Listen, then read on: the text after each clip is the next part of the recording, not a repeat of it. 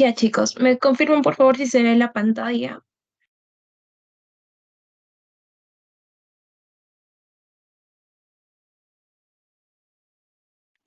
Sí se ve. Ya, excelente. Ya, y ahora sí vamos a empezar. Em, Como todas las clases, he escogido cuatro temas que me parecen importantes. Em, los síndromes em, pleuro o parenquimatosos. A veces lo conocen como pleuroparenquimales, pero ya la semana anterior hablamos de los síndromes pleurales. Vamos a hablar de la insuficiencia respiratoria y cómo interpretar un análisis de gases arteriales. He puesto bastantes ejercicios para que podamos resolverlos juntos y espero que contar con su apoyo, ¿ya?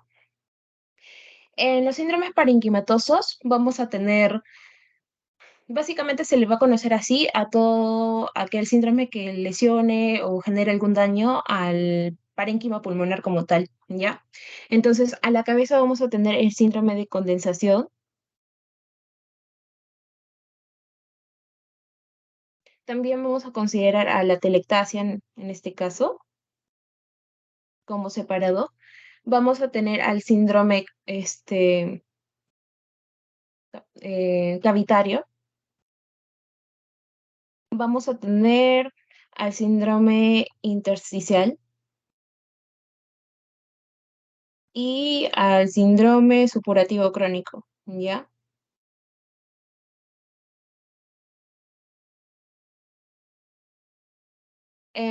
Vamos a empezar con el síndrome de condensación, ¿ya?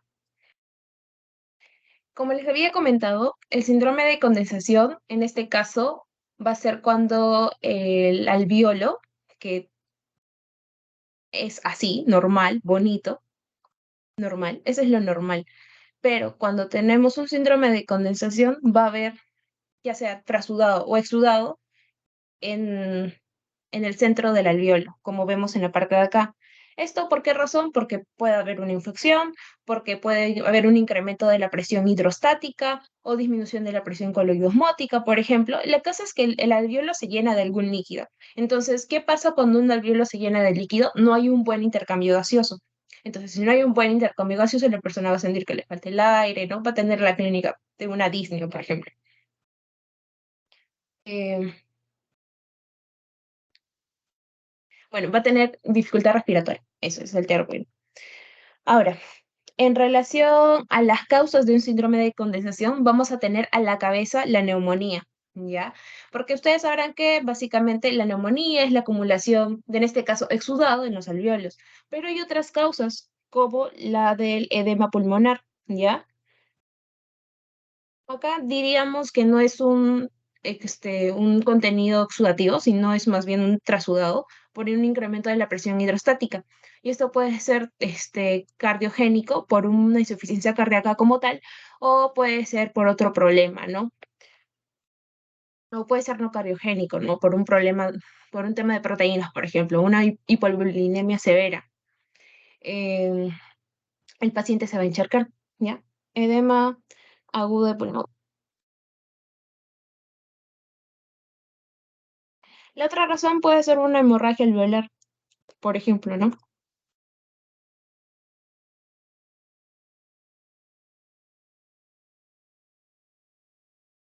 Ya, una hemorragia alveolar, ya. Pero como lo más frecuente de un síndrome de condensación es la neumonía, vamos a ver la clínica de una neumonía, el examen físico y cómo la diagnosticamos, ¿ya? En relación a los signos y síntomas que tendría un paciente con neumonía, pues vamos a tener lo clásico, que es fiebre, ¿no? Va a haber un incremento de la temperatura. Ya saben, sensación de alza térmica es cuando no cuantificamos la temperatura, ya fiebre como tal es cuando tiene más de 38 grados, por ejemplo, ¿no? Incremento de la frecuencia respiratoria. Cuando le hacemos el examen físico, ya saben que a la percusión vamos a tener matidez. También a la auscultación podemos tener lo que son los crepitantes, ¿no? Todo eso. Puede haber una expectoración herrumbrosa, como les había comentado. em, ¿Qué más? Una clínica así de 3 a 4 días, ¿no? No es mucho, no es de meses, ni tampoco es abrupto, ¿no? más o menos para que el paciente desaparezca ahí en la emergencia, dicen, con su neumonía, 2, 3 días aproximadamente. Ahora, vamos a hacer el examen físico con ustedes. A la inspección, ¿qué creen que podríamos ver en un paciente con neumonía? O si, bueno, si quieren pueden saltarse a la palpación o a la percusión o a la auscultación.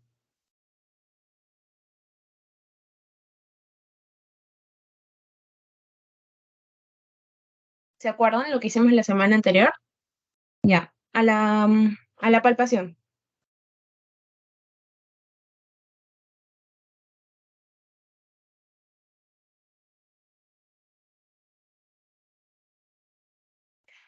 A la inspección lo más probable es que veamos un paciente que tenga disnea, o básicamente es una paciente con disnea, un paciente em, que siente que le falta el aire, paciente que te va a decir que está agotado, etcétera, etcétera, etcétera, ¿ya? Pero lo que más importa acá es palpación, percusión y auscultación.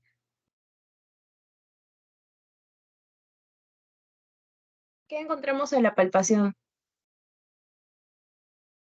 ¿Cómo van a estar las vibraciones vocales? Aumentada. Van a estar incrementadas. Es el único de todos los síndromes que van a ver que va a tener sus vibraciones vocales incrementadas. El resto va a tenerlas disminuidas. A la percusión, ¿cómo va a estar? ¿Mate? ¿O va a estar hipersonoro? ¿O va a estar timpánico?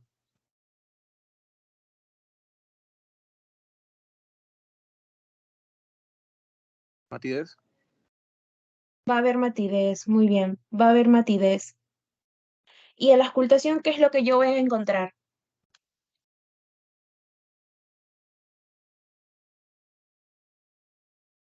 Crepitantes y subcrepitantes. Crepitantes, más que nada crepitantes, pero está bien, vamos a encontrar crepitantes, ¿ya? Ahora, un tip así bien, un tip, vamos a decirlo. ¿Cómo yo diferenciaría, por ejemplo, a la auscultación, un edema o una neumonía?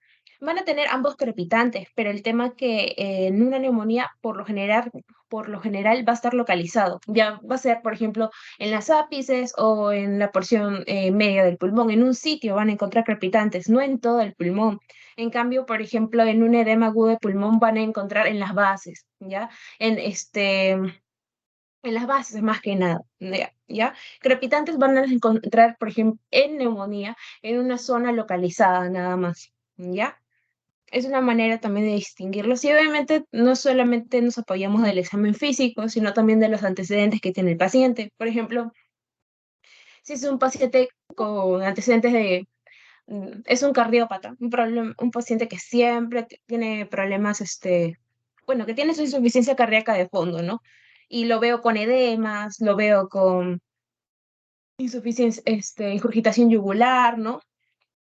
Entonces, yo ya me estoy orientando, y si no tiene fiebre ni patrón infeccioso, me estoy orientando más a un edema agudo de pulmón. Y otro dato, adicional, en casos de un paciente con edema agudo de pulmón, va a ser su expectoración, por así decirlo, va a ser rosadita, a diferencia de una neumonía que va a ser un contenido purulento. En los casos clínicos te lo van a poner como una expectoración rosada, ¿ya? Por si Pregunta, acaso. por favor. Sí, Una pregunta, por favor.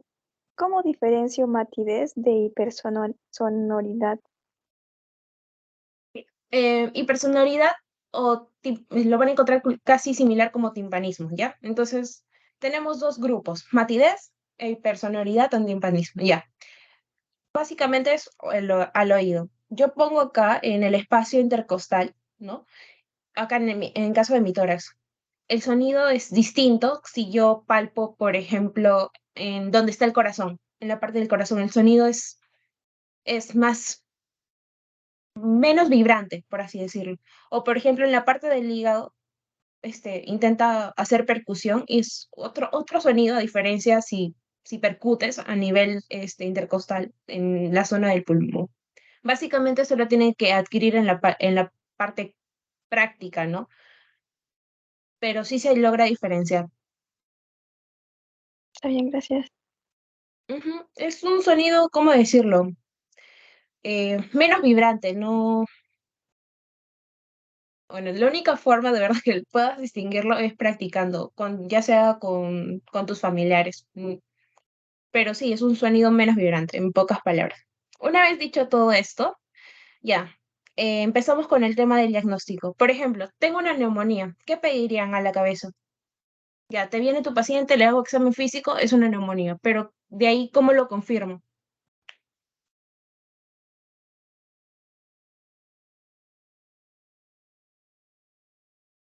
O sea, ¿qué examen de laboratorio le pido? ¿Qué examen imagenológico le pido?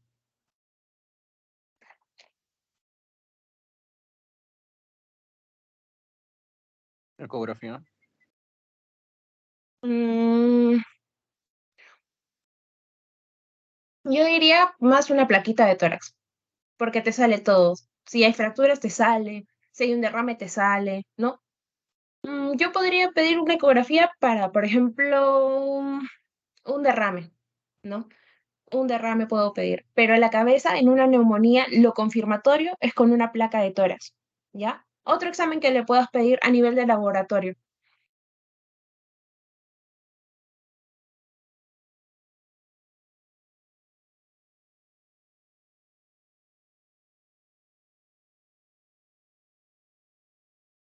Como yo sé que es algo infeccioso, porque se me ocurrió, o como yo La prueba de confirmo que esputo. es sí, puede ser una prueba de esputo, sí, pero es un examen sencillo que siempre le tiene que pedir al paciente. Y como yo sé que los, no sé, los neutrófilos están incrementados, como yo sé que es una infección, ¿qué le pido? Hemograma. ¿Hemograma? Hemograma. Un hemograma, exacto. Con un hemograma y una radiografía, yo ya estoy bien orientada de que este probablemente sea una neumonía. Porque, ¿qué me va a decir el hemograma? Que va a haber incremento de leucocitos, que puede haber una desviación izquierda.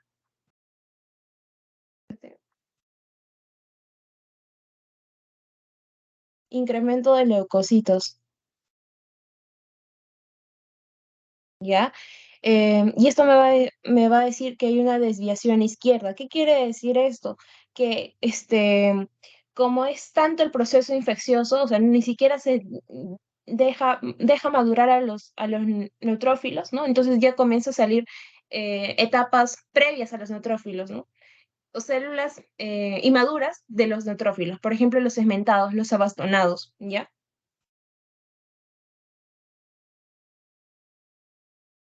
También en mi hemograma me va a salir mi PCR, que no me va a decir que hay una infección, me dice que hay una inflamación a nivel del cuerpo. Más de 10, pues estamos frente a un proceso inflamatorio. También le puedo pedir procalcitonina.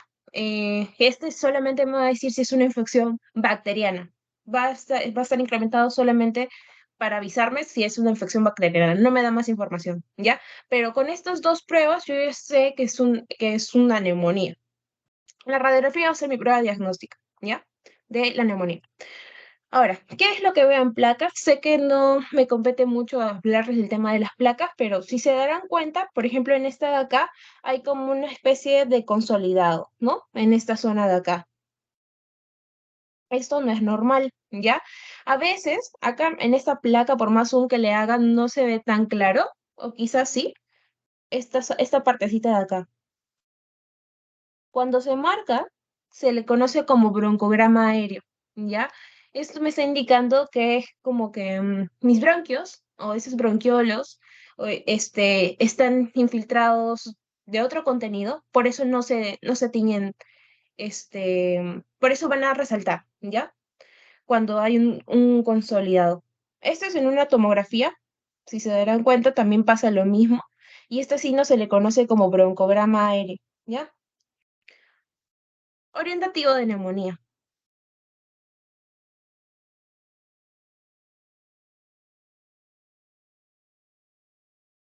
Por otra parte, cuando yo sospecho de un edema, el paciente es cardiópata, no sé, tiene hipolulinemia, tiene edemas, está encharcado, yo y pido mi placa y se me sale que es un edema agudo de pulmón. ¿Cómo me doy cuenta? Porque acá tiene todo esto. Es como, a nivel radiológico se le conoce como alas de mariposa, ¿ya? El edema agudo de pulmón. O sea, como el signo de edema agudo de pulmón, el de alas de mariposa, ¿ya? Y bueno, las medidas que voy a tomar es acorde a, a la patología, ¿no? Pues si es una neumonía, le doy antibióticos. Si es un edema agudo de pulmón, el paciente quiere decir que está lleno de líquido, que le tengo que dar diuréticos, por ejemplo, ¿no? Y el manejo lo van a ver más después. ¿Tienen alguna duda del síndrome de condensación? Si no, pasamos a hablar del tema de la telectasia. La telectasia es el colapso de los alveolos. Prácticamente esa es su definición, el colapso alveolar. ¿Tiene tipos? Claro que sí. Puede ser de tipo obstructivo, puede ser por relajación o compresión, puede ser cicatricial o contracción. Ejemplos de obstrucción: por un cuerpo extraño, por un cuerpo extraño, por un NM, por ejemplo, o se me fue, un tapón mucoso, o moco prácticamente, ¿ya? ¿Cómo lo vamos a ver? Miren, acá ya sea NM, ya lo que fuese, obstruye el bronquio y va a generar colapso, ¿ya? Acá, relajación o compresión. El ejemplo más clásico, neumotórax. Un neumotórax me va a producir una telectasia y un derrame pleural también, ¿ya? Disculpa, ¿qué es NM, por favor? Neoplasia maligna. Ay, gracias, gracias. Neoplasia maligna. Ujú.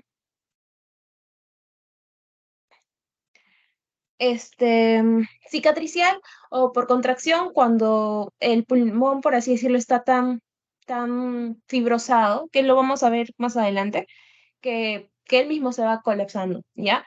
Ejemplo, la cabeza, fibrosis.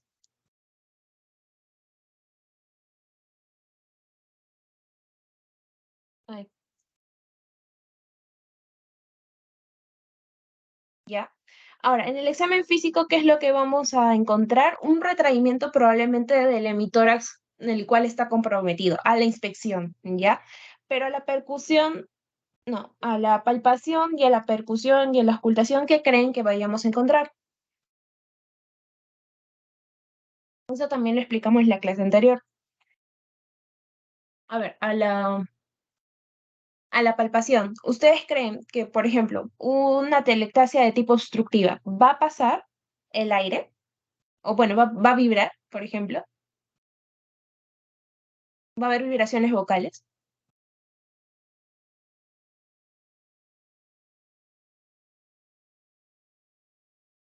No, no. O sea, no va a haber vibraciones vocales. Las vibraciones vocales van a estar disminuidas o abolidas. En lo que es la percusión, van a encontrar matidez porque no va a pasar el aire, ¿ya? Va a estar mate. Y a la auscultación va a haber disminución del murmullo vesicular, ¿ya?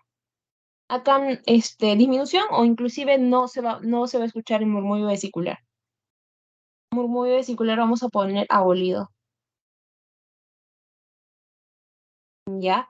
Antecedentes, o sea, ¿cómo yo lo puedo reconocer en un caso clínico? Pero en general te van a poner paciente con atragantamiento, con, no sé, un niño que consumió cuerpo extraño y pues genera obstrucción. Te van a dar mucho más datos y bueno, el examen físico que con eso vas a orientarte a una telectasia. Diagnóstico, pido mi plaquita y voy a ver esto, que básicamente es una telectasia segmentaria, ¿no? De un segmento del pulmón. Y bueno, es con placa. El diagnóstico es con placa también. Vamos a pasar al síndrome cavitario. Si tienen dudas, me las hacen llegar o me interrumpen, no hay problema, ¿ya? El síndrome cavitario es literalmente cuando se forma una cavidad en el pulmón, ¿ya? Va a ser más de 3 centímetros y va a tener la característica de que va a estar conectada con algún bronquio. Por eso es que en casos de síndrome cavitario va a haber siempre expectoración y en este caso va a ser fétida, purulenta, todo lo que ustedes quieran. Va a ser una expectoración fea, ¿ya? En términos muy sencillos. Entonces, em, las causas de que yo tenga un síndrome cavitario puede ser por tuberculosis. Acuérdense que la TB generalmente forman sus cavernas en la parte superior, le gusta en la parte de los ápices, por lo general, ¿ya? Es bien raro que encuentres una TV en la parte de las bases. No digo que nunca vayan a encontrar, pero es rarito. Por lo general es en la parte de las ápices. Luego también tienes a las neumonías supurativas, al quiste hidatídico, en el cual sí o sí en tu caso clínico te van a poner de que probablemente o el paciente tenga expectoración salada, ¿ya? Porque se rompió el quiste. Este, am, también puede ser por abscesos pulmonares, neoplasias necrosadas o micosis también, ¿ya? Las causas de un síndrome cavitario. Ahora, ante los signos y síntomas, como les había comentado, va a depender. Por ejemplo, va a depender del tamaño de la caverna y del fondo, ¿no? De lo que contiene. Porque pueden haber cavernas y no van a tener nada en su exterior, pero por ejemplo, en un quiste sí va a tener, ¿no? Contenido líquido. O por ejemplo, un absceso pulmonar va a tener pus y material necrosado, básicamente, ¿no? Del mismo pulmón. Entonces, por lo general, cuando no es de origen infeccioso, voy a tener tos, expectoración, hemoptisis, ¿no? Pero si es de tipo infeccioso, voy a tener sudoración, que es diaforesis, astenia, que es cansancio, en otros términos, y fiebre y baja de peso, ¿ya? Por lo general, hasta la fiebre nomás. Cuando hace mucho hincapié a pérdida de peso en los casos clínicos, van a ver que se orienta un poquito a neoplasias, ¿ya? Pero eso lo voy a dejar ahí. Em, Luego, en lo que es el examen físico, va a depender del contenido de la caverna. Es decir, si no tiene nada, va a ser un examen físico distinto a que si tuviera un contenido, ¿ya?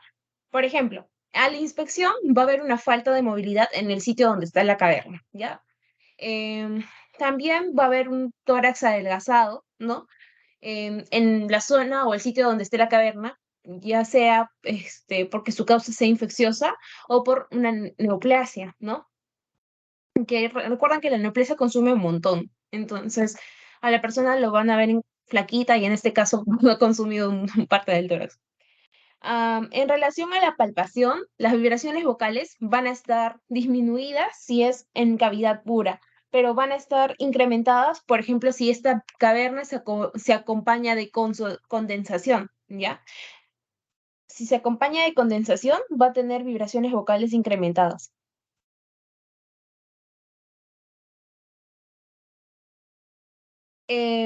Recuerden que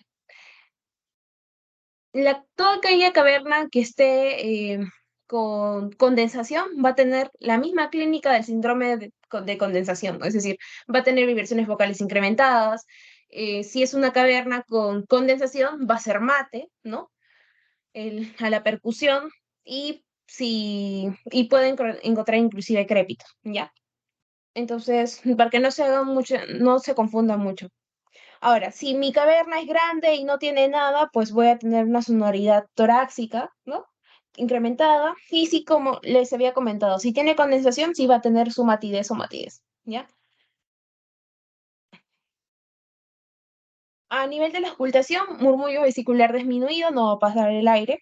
También pueden encontrar soplo cavitario, que probablemente nunca lo escuche. Y también si hay condensación van a encontrar crépitos, ¿ya? Ahora, en diagnóstico diferencial, de un síndrome cavitario, pues puede ser por neoplasias, como les había comentado, tipo infeccioso, de tipo inmunológico, puede ser por un tromboembolismo, pero es bien raro que te manifieste así como una caverna. Más que nada neoplasias y procesos infecciosos, ¿ya? Em, bueno, ahí les dejo para que lo revisen. Luego, ¿cómo yo me puedo dar cuenta que probablemente mi paciente tenga un síndrome cavitario? Le puedo pedir una radiografía de tórax y me van a salir así, mira, ahí se ve clarísimo que tiene una caverna. O por ejemplo en la parte de acá, que está en la parte inferior, ¿no?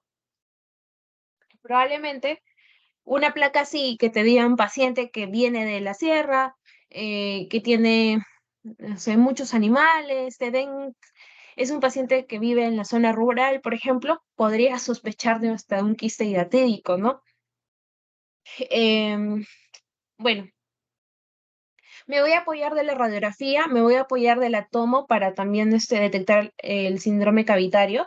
Em, Radiografía, toma, un hemograma también es importante, como les decía, para saber el tema de de los leucocitos y todo lo demás, pero acá sí es importante hacer los cultivos. ¿Por qué? Porque mi paciente va a tener harta expectoración.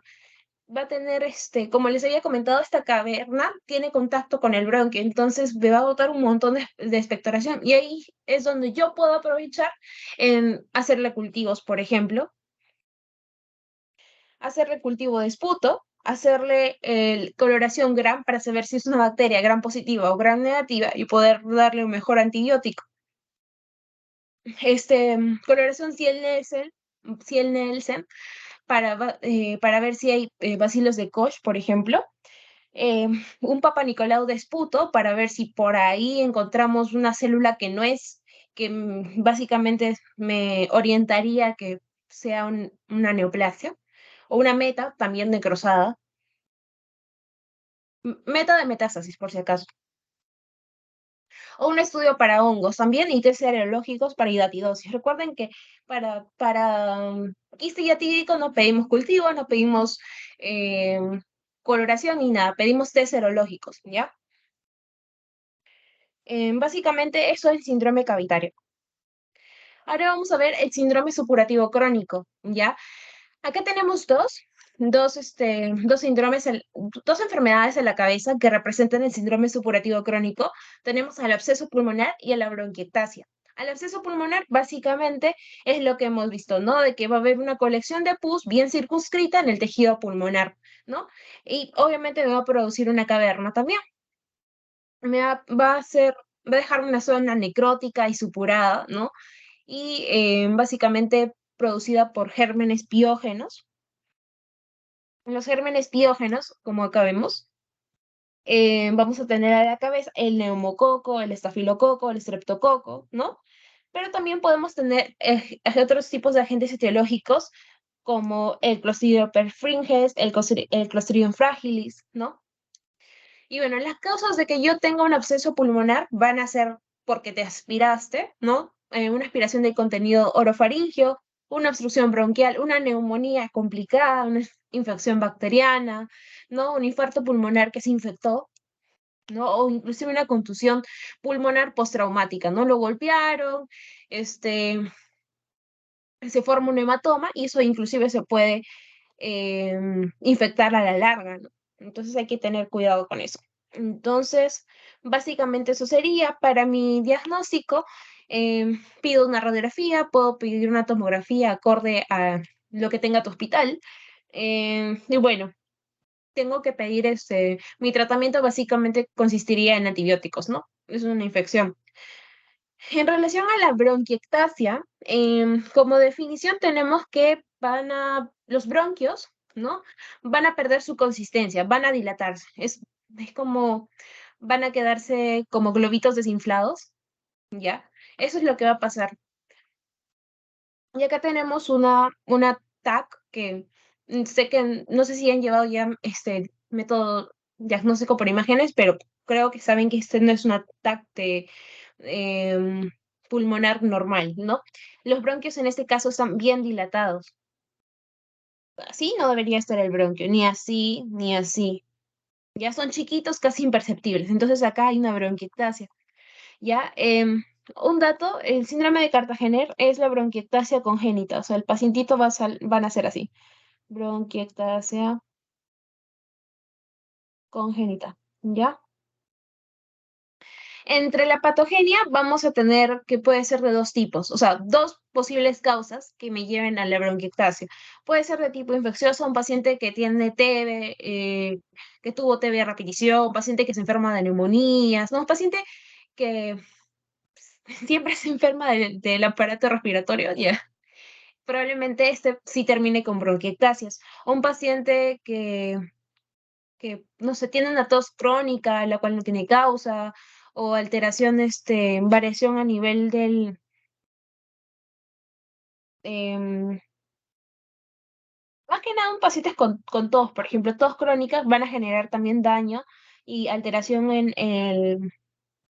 ya sea en los músculos o en los cartílagos de los bronquios, ¿no? Sabemos que tiene esto y como hay ¿cómo decirlo? Daño, ¿no? Van a ir alterando su forma. Básicamente eso, y en relación al cuadro clínico, va a tener este paciente tos crónica, hemoptisis y bastante expectoración, bastante.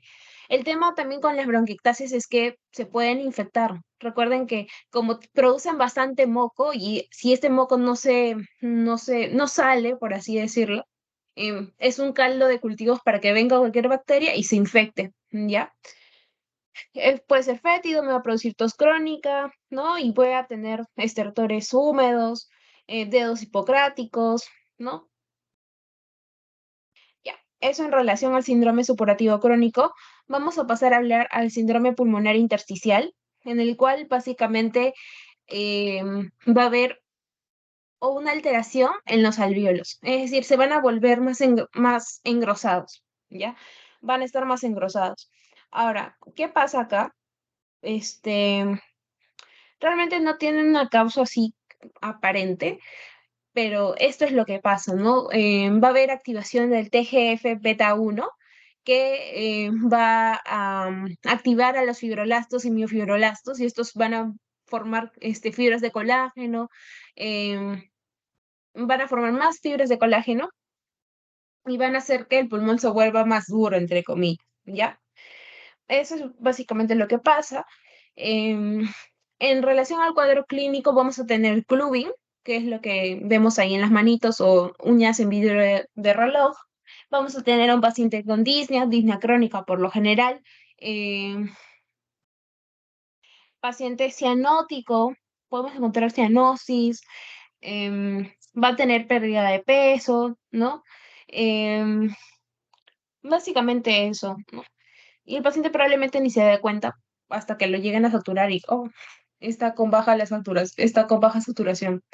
A la inspección vamos a ver que el paciente, como les había comentado, clubing, probablemente cianótico, va a tener una tos no productiva por si acaso, porque acá no hay secreciones, ¿ya? Acá no va a haber expectoración ni nada. En relación a sí, a la palpación, las vibraciones vocales van a pasar, pero van a estar disminuidas, ¿no? Percusión, se va a escuchar el claro pulmonar, o sea, lo normal, pero disminuido, ¿ya? Disminuido. En la auscultación, lo más resaltante que les pueden poner son crépitos gruesos o velcro, ¿ya? El síndrome pulmonar intersticial o enfermedad pulmonar intersticial, ¿no? Va a tener una gran clasificación en la cual todo tiene, ahorita no tiene mucho sentido que se lo aprendan, pero más o menos está distribuido así, ¿no? Tienes casos conocidos, neumonía intersticial idiopática y causas o primarias, ¿no? Y siempre van a oír hablar de la fibrosis pulmonar. Es un tipo nada más del todo el paquete de enfermedades pulmonares intersticiales, ¿ya? Solamente es uno, ¿ya? Entonces, eso lo van a ver más o menos en Medicina 2, pero quiero que sepan a qué síndrome pertenece cada vez que yo digo fibrosis pulmonar, ¿ya? Esto es fibrosis pulmonar, por si acaso. De acá sale. Ya, entonces ya tengo mi diagnóstico, ya sé que tiene ya paciente con fibrosis pulmonar. Ahora, ¿cómo es que yo me doy cuenta? ¿Qué le pido? En la radiografía es bien difícil que hagas un diagnóstico, ¿ya? Pero se va a ver así, vas a tener patrón reticular. Ah, creo que se puede aprender. Así, ¿ya? Es distinto que el de alas de mariposa o el de una neumonía. Va a verse como una telita de araña, ¿ya? O líneas. En la tomografía probablemente lo veamos así, y eso sí es un signo que probablemente lo vayan a mencionar en sus casos clínicos, es el de panal de abeja, que es orientativo de un síndrome intersticial, ¿ya? Eso sí es importante.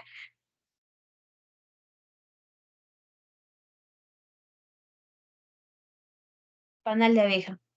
Ahora, ¿qué otros exámenes yo le puedo pedir a un paciente con un síndrome intersticial o el que yo sospecho un síndrome intersticial? Le puedo pedir una espirometría, ¿no? Y, por ejemplo, si también puedo inclusive llegar a pedir una fibroscopía también, ¿ya? Básicamente eso sería el tema del síndrome pulmonar intersticial. Es cuando, en términos muy, muy sencillos, el pulmón se vuelve duro y ya no cumple su función ya no cumple su función como tal, ¿no? Y esto a la larga lo que me va a llevar es una insuficiencia respiratoria de tipo crónica, ¿ya? A la larga.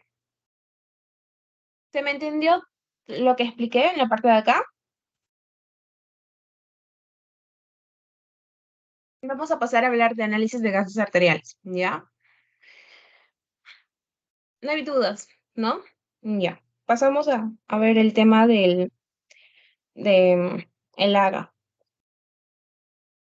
El AGA va a ser un examen de rutina que le van a tener que realizar a pacientes con problemas hidroelectrolíticos, pacientes con problemas respiratorios, ¿no? La insuficiencia respiratoria, por ejemplo, van a tener que sacar este tipo de examen. Es de sangre arterial, ¿no?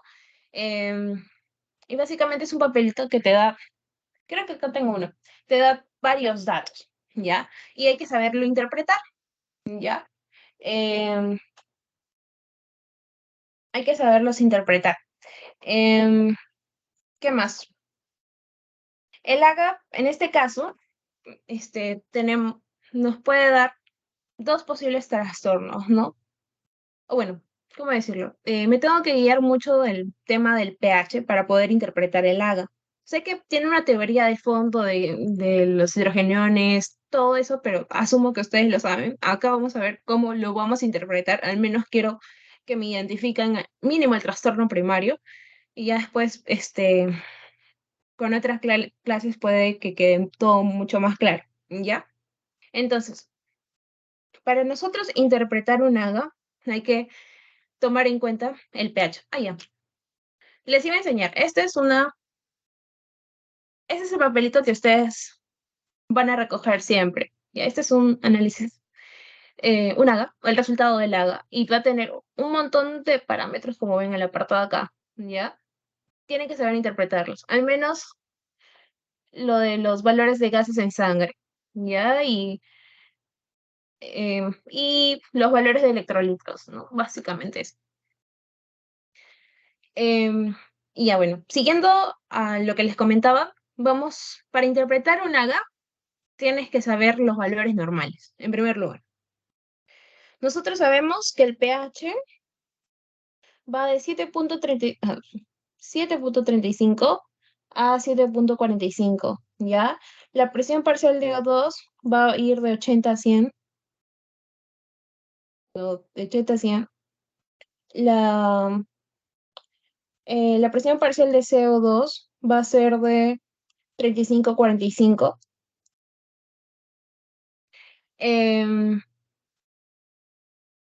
la presión parcial del CO2 va a ser de 35 a 45.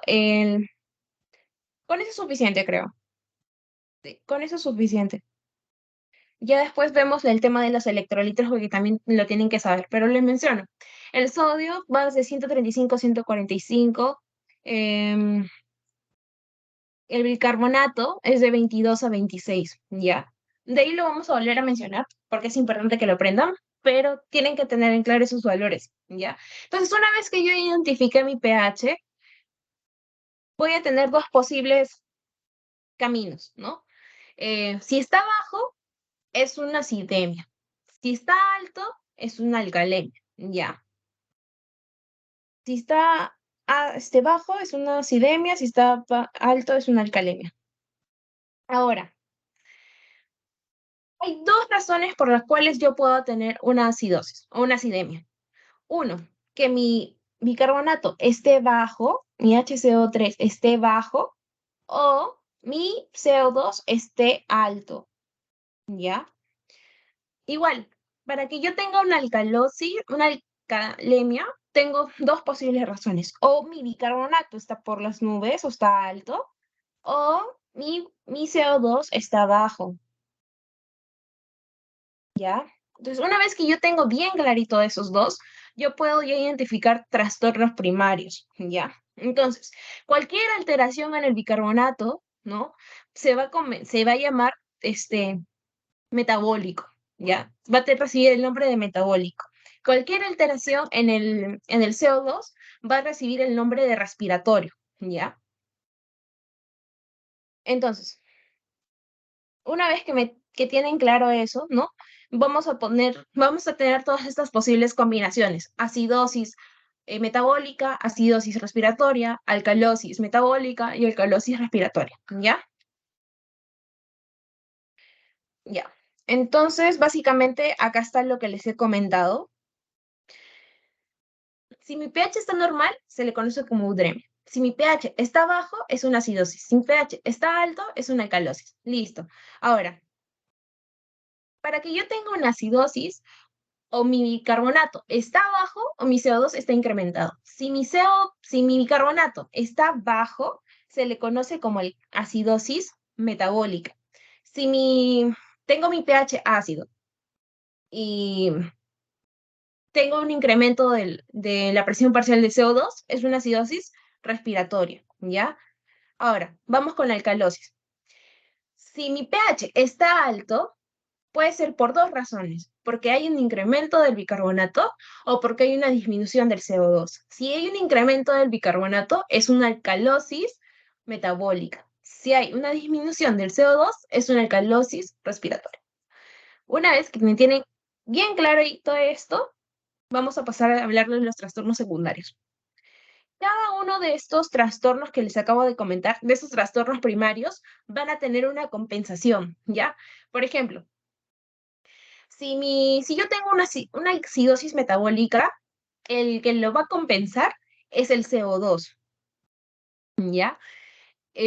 Disminuyendo también el CO2, ¿ya? Entonces, si por ejemplo tengo una acidosis respiratoria, ¿quién lo va a compensar? El, el bicarbonato, ¿ya? ¿Y qué va a hacer este? Va a incrementar para compensar. Pero el tema acá es que si hay un exceso de incremento del que lo iba a compensar, voy a tener un trastorno adicional, ¿ya? Entonces ahí es cuando uno entra a tallar los trastornos secundarios, cuando no hay una buena compensación o es una compensación exagerada de parte del bicarbonato o del CO2, voy a tener trastornos secundarios, ¿ya? Y bueno, ahí, por ejemplo, si tengo una acidosis metabólica, el que lo va a compensar es una alcalosis respiratoria. Si tengo una acidosis respiratoria, el que compensa, o sea, el otro trastorno que lo va a compensar es una alcalosis metabólica, ¿ya? Una vez explicado esto, espero que me hayan entendido, vamos a pasar a hablarles cómo voy a interpretar una GAP. Primero, como les había comentado, agarro el pH, ¿ya? Interpreto o veo el pH. Entonces, con esto voy a hacer si es ácido, pues, si hay acidosis o hay alcalosis. El segundo paso es ver el bicarbonato y el CO2. Y ahí yo tengo mi trastorno primario, ¿ya? El tercer paso es saber si hay una compensación, ¿ya? Como les había comentado, acá hay fórmulas para saber si compensa o no compensa bien, ¿ya? El cuarto paso, solamente en acidosis metabólica, escuchen, solamente en acidosis metabólica voy a hallar el anion gap, ¿ya? Em, que básicamente el anion gap es igual a sodio menos cloro más bicarbonato, ¿ya? Y este valor va a ir de 8 a 12. Es más de 12, es un anion gap elevado, ¿ya? Ahora vamos a pasar a hablar del anion gap. El anion gap es como el equilibrio entre los cationes y los aniones, ¿ya? Entonces, cuando hay una acidosis metabólica, pero por otros, a ver, ¿cómo decirlo? Ya, como les había comentado, el anión GAP es el equilibrio entre cationes y aniones. El anión, el catión más importante es el sodio en este caso, y entre los aniones tenemos al cloro y al bicarbonato. Y acá hay otro tipo de, de sustancias, ¿ya?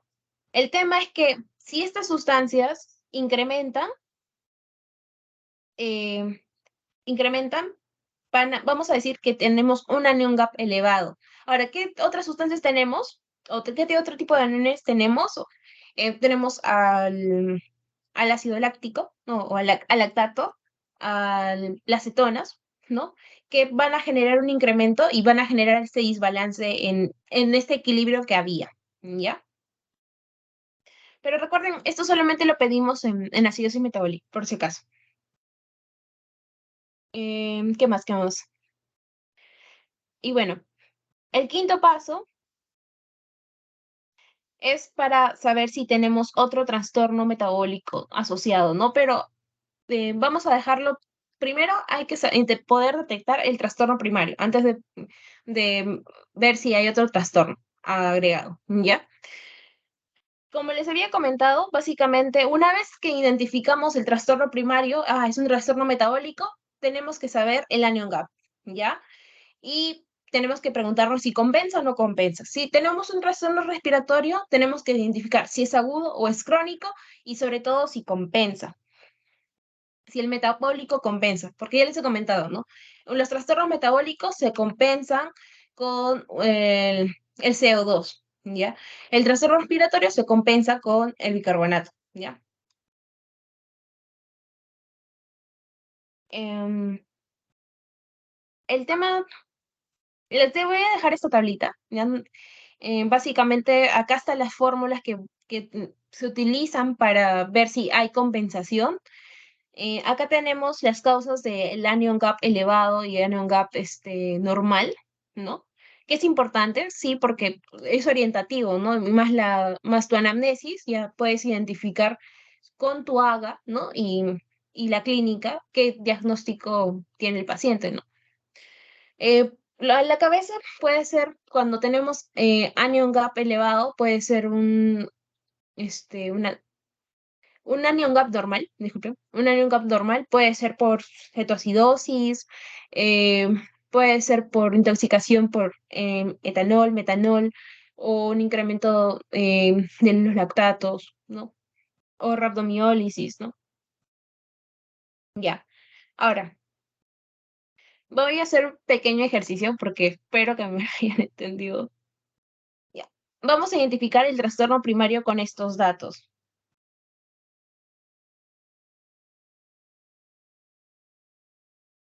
Ya, tengo mi pH en 7.36 y mi valor normal, ya, lo voy a poner acá, ¿ya? pH es de 7.35 a 7.45, ¿ya?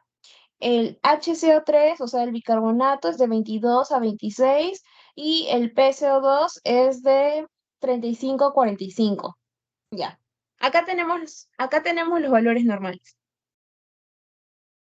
Ya, acá tenemos los valores normales. Con estos valores normales, por favor, díganme en la primera pregunta, ¿cuál es el trastorno primario? Si tengo un pH bajo, ¿qué significa?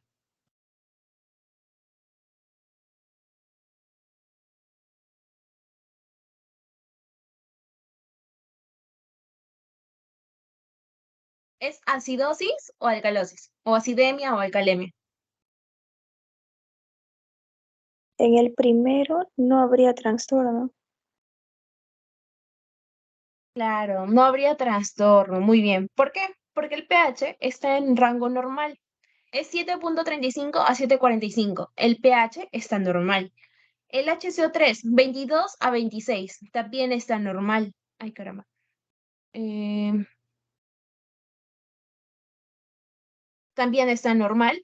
Y el PCO2 es de 35 a 45, ¿ya? Entonces acá también está normal, entonces acá no hay trastorno. Muy bien. El segundo,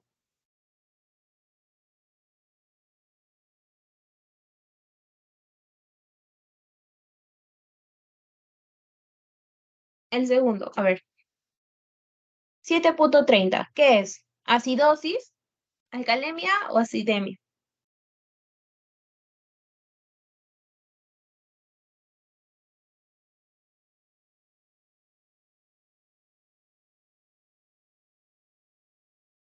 Acidosis. Es una acidosis, muy bien. Ahora, siempre hagas esta pregunta. Siempre. Ya, tengo una acidosis. ¿Qué puede generar una acidosis?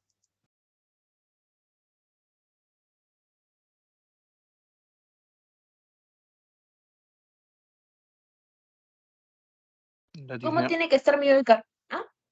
La disminución de bicarbonato. Claro, una disminución de bicarbonato, disminución de HCO3 o Aumento de dióxido de carbono. CO2, claro, o un incremento del PCO2. Ahora, voy a los datos. Mi bicarbonato está, en este caso, disminuido, ¿no? Porque es del rango de 22 a 26.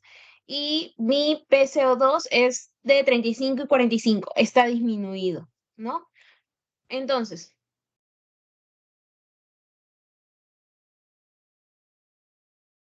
mi acidosis se debe por una disminución del bicarbonato. ¿Quién cuadra? Ay, este de acá, ¿cierto? Entonces, ¿qué sería? Si disminuye el bicarbonato, ¿qué sería? Acidosis Metan- metabólica. Una acidosis metabólica. Una acidosis metabólica. Igual acá. Tengo 7.33 y mi rango es de 7.35 a 7.45. ¿Qué es?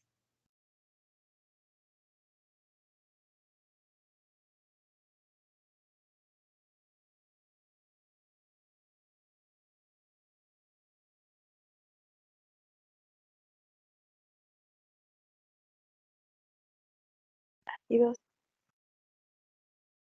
Una acidosis. Es una acidosis, muy bien.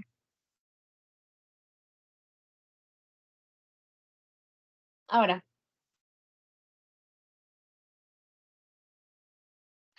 si es una acidosis, como habíamos dicho, puede ser por dos razones. Porque disminuye mi bicarbonato o porque está incrementado mi CO2. Entonces, voy a ver acá.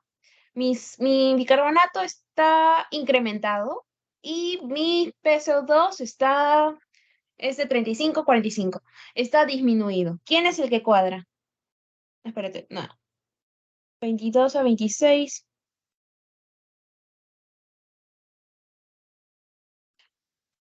PCO2, 35 a 45. Está disminuido. Ay, no cuadra ninguno. Ah, espera, ¿qué le pasa mal? O una acidosis es porque incrementa el CO2 o disminuye el bicarbonato. En este caso, ha disminuido. Está bien. Ya. Cuando no cuadra a veces, es porque estamos frente a un trastorno mixto, ¿ya? Por si acaso. En este caso, no cuadra.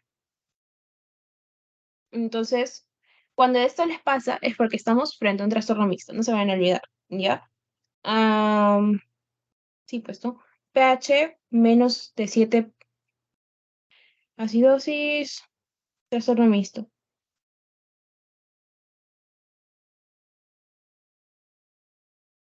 Ya. Empezamos con este de acá. Punto 4. ¿Es acidosis o alcalosis? Álcalos. Es alcalosis. Ahora, ¿qué es lo que me lleva a una alcalosis?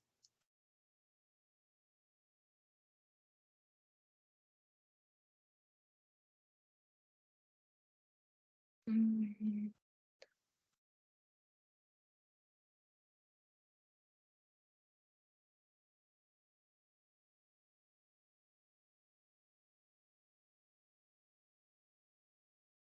Creo que cuando uno hiperventila a veces pasa eso. ya, sí.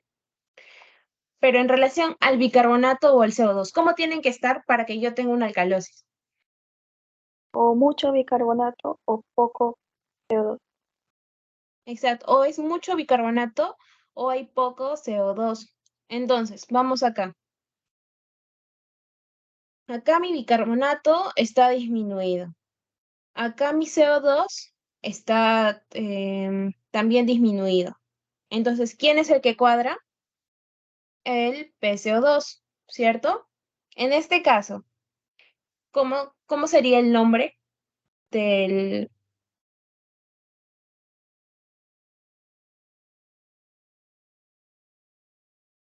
¿Sería una alcalosis metabólica o respiratoria?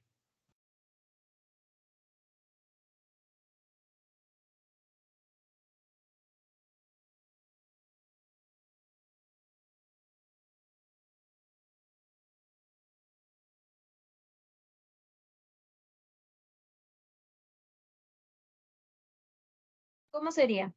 Si está afectado el PCO2.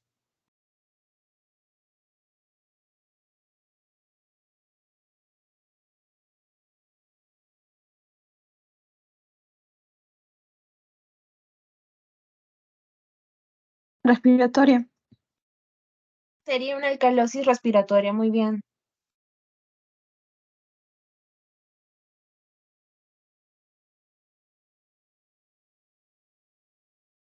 ¿Ya? Entonces, acá tenemos otro ejemplo y ya, ya me imagino que aprendieron los valores normales, así que lo voy a quitar. ¿Cómo está el pH? En este caso, en el paciente 1.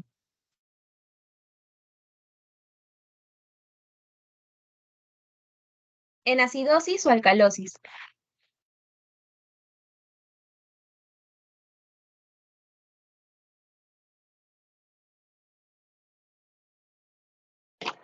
En acidosis. En acidosis, muy bien. Ahora, para que yo tenga una acidosis, ¿qué es lo que yo tengo que tener? O sea, ¿cómo debería estar el bicarbonato y cómo debería estar el CO2?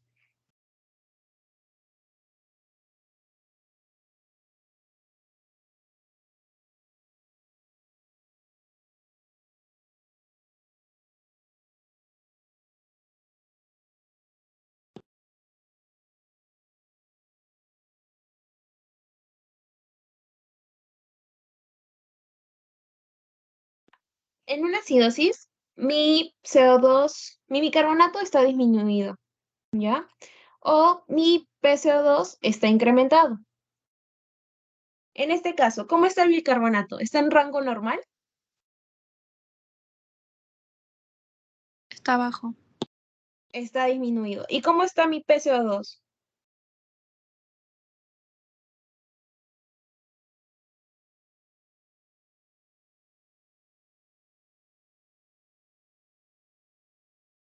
Normal, ¿no? Porque el rango va de 35 a 45. Entonces, esto está normal.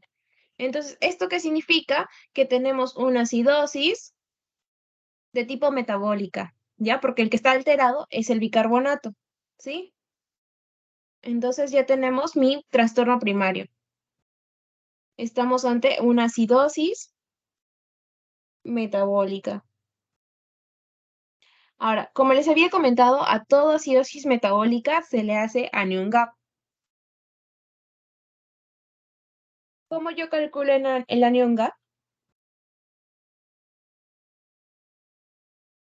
Anion gap es todo el sodio menos el bicarbonato y el cloro. En este caso, el bicarbonato es de 18 y el cloro es de 100, claro, está bien, el cloro es de 105.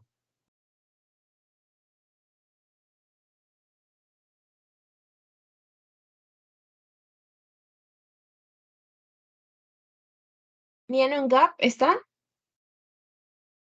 incrementado o normal. Incrementado, ¿no? Porque el valor era de 8 a 2.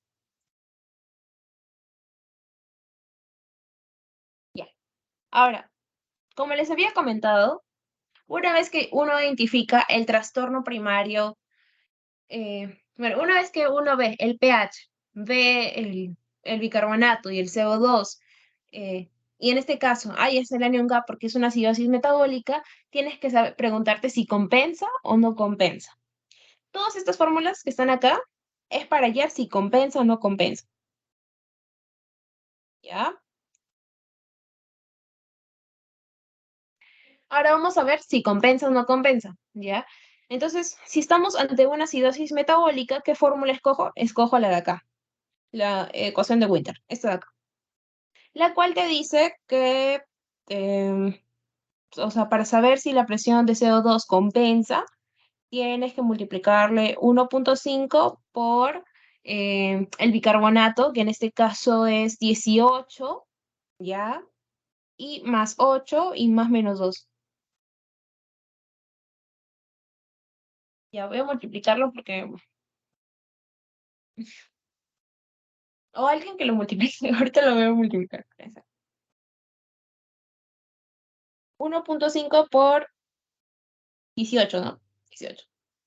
Me sale 27. Más 8 me sale 35, ¿ya? El más menos 2, ¿qué significa? El rango. Es decir, el rango de 33 a 37. Si está dentro de este rango, significa que compensa. En este caso, el paciente tiene 36. ¿Está compensado o no está compensado? El paciente tiene 36. Si está dentro del rango, significa que compensa. Entonces, es una acidosis metabólica con anion gap elevado y compensada, ¿ya? Ese sería el, el resultado final, por así decirlo, ¿ya? Sé que es tedioso, pero yo al menos me voy feliz si me identifican en los trastornos primarios, ¿ya? Que si es una acidosis metabólica, una alcalosis respiratoria, una acidosis respiratoria, ya. De ahí lo van a, conforme vayan viendo más, agas, lo van a ir, y van a ir puliendo todo eso, ¿ya? ¿Tienen alguna duda?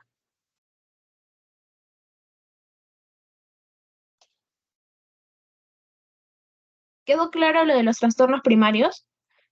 Porque esto sí les van a poner en el examen, por si acaso. Al menos al mío, al mío sí me pusieron esas cosas. Ya bueno, entonces no hay dudas. Ya. Pasamos a hablar de a la fisiopatología y semiología de la insuficiencia respiratoria aguda. ¿Ya?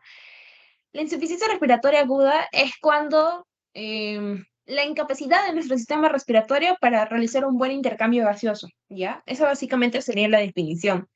Ahora, tienes muchas clasificaciones. Sobre todo las tres más importantes van a ser las siguientes. ¿Ya? Tienes acorde al tiempo. Ah, no se ve este. Ya. Tienes acorde al tiempo. Vas a tener aguda, crónica y crónica agudizada.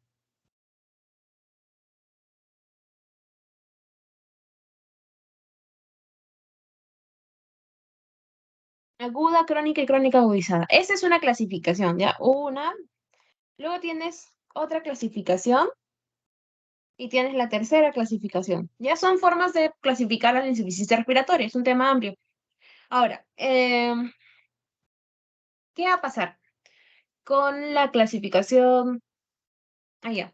Otra definición, por si acaso, dato extra, otra definición de insuficiencia respiratoria aguda es cuando hay menos de 60 milímetros de mercurio, ya. Muy aparte de la definición que les dije, que es la incapacidad del sistema respiratorio para hacer un buen intercambio gaseoso, acorde al AGA, yo hablo de una insuficiencia respiratoria aguda cuando es menos de 60 y hablo de una hipoxemia cuando el valor es de 60 a 80, no sé, 75, es una persona que está con hipoxemia, ¿ya?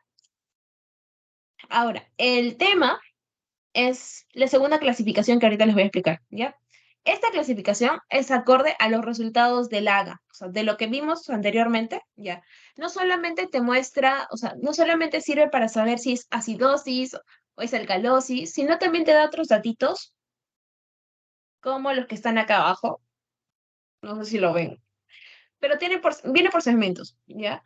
Te da el PAFI, por ejemplo, te da el gradiente alveolo arterial, que es lo que más vamos a utilizar ahorita, ¿ya?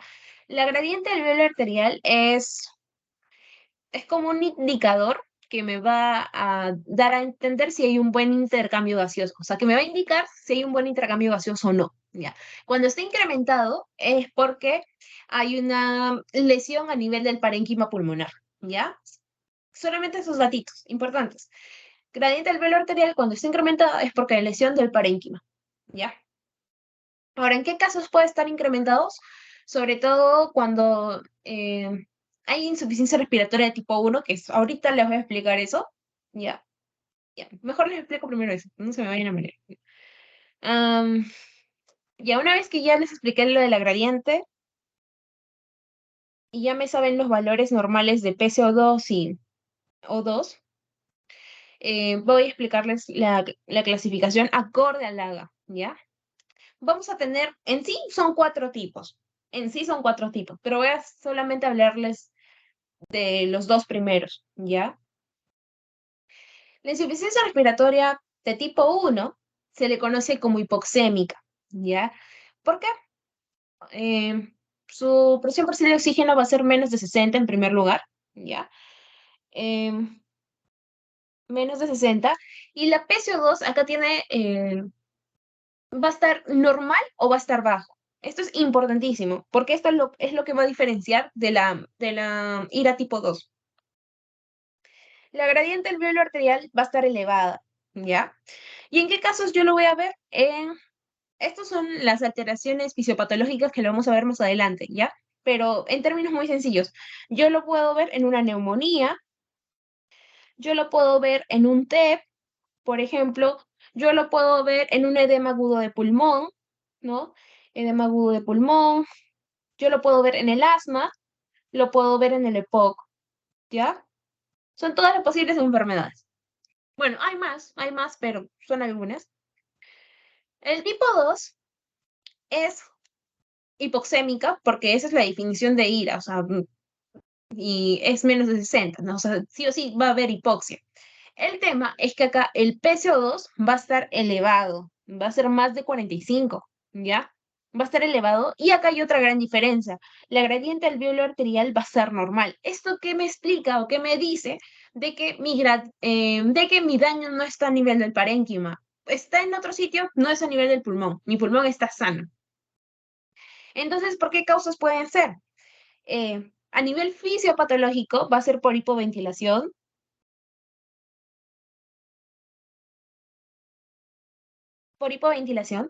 y ejemplos, puede ser por una escoliosis severa, por ejemplo. Puede ser por una intoxicación por opioides, puede ser una intoxicación por benzodiazepinas, puede ser un paciente con esclerosis múltiple o un paciente con Guillain-Barré, por ejemplo. O sea, más o menos tiene que ver con el componente neurológico, vamos a ponerlo así, ya. Y bueno, a grosso modo, la de tipo 3, porque les había dicho que son cuatro tipos de insuficiencias, la de tipo 3 va a ser generalmente las insuficiencias que se les da a los pacientes postquirúrgicos. O sea, acá deben entrarles lo que son las atelectasias, y las de tipo 4 son las que se van a dar en pacientes con shock, ¿ya? Listo, pero acuérdense de la tipo 1 y la tipo 2, más que nada. Mm, ya. Una vez explicado la segunda clasificación, vamos a pasar a la tercera clasificación, que esta es una de las más importantes. Siempre se las van a preguntar, independientemente de este examen, cuando roten en los hospitales, se lo van a preguntar, ¿ya? Y bueno, también el siguiente ciclo lo van a volver a ver, así que... em, y a ver.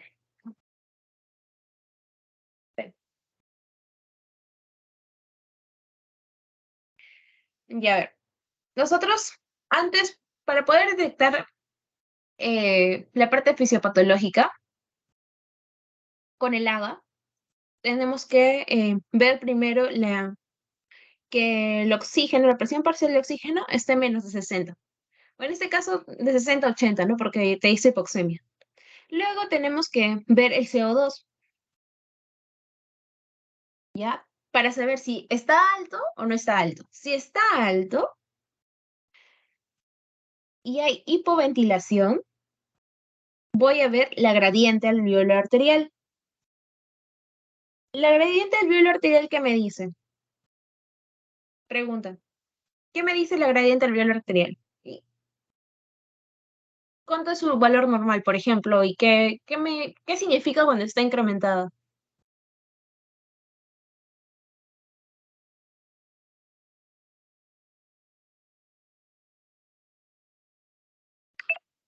Que es del tipo 2. Mm, mm, a ver. Cuando está incrementada es porque hay una lesión a nivel del parénquima. Y cuando hay una lesión a nivel del parénquima es IRA tipo 1, ¿ya? Si no está incrementada es porque es una IRA tipo 2, probablemente, que es lo que hemos visto acá. Si está en un valor normal, probablemente sea tipo 2, ¿ya? Entonces, si me Disculpa, una entendieron eso de pregunta. acá, van a poder sacar Una pregunta. esto de aquí. ¿Mm? Cuando dices gradiente alveolo arterial, ¿te refieres a al hecho de que el oxígeno esté pasando a la sangre? Sí, básicamente es eso. Es como un parámetro. La gradiente alveolar arterial va a ser un parámetro que me va a dar el AGA. O sea, en sí se calcula con una fórmula, ¿ya? Pero el AGA me lo va a dar, ¿ya? Y me va a indicar si hay un buen intercambio gaseoso. O sea, si el aire del alveolo pasa a la región arterial y si luego de la arteria sale el CO2. O sea, si se está dando bien ese intercambio. Si no se está dando bien ese intercambio, va a salir incrementadísimo, ¿ya? ¿Y qué significa que salga incrementado? De que hay lesión en el parénquima pulmonar. O sea, el pulmón está dañado de alguna forma, pero está dañado de alguna forma, ¿ya? El compromiso es en el pulmón, ¿sí? ¿Se me entendió? Sí, y estaba bien lo que me Sí, habías dicho. Ujú. Ya, ya. Entonces, si mi gradiente alveolo arterial no está aumentada, es una hipoventilación pura, que es lo que habíamos comentado en la parte de acá, ¿no? Es decir, va a ser una ira de tipo 2. Y este es un mecanismo fisiopatológico, ¿ya? Este es uno. Uno porque son 5. Este problema es mi ira tipo 2. Ira tipo 2, por lo general. Ira 2.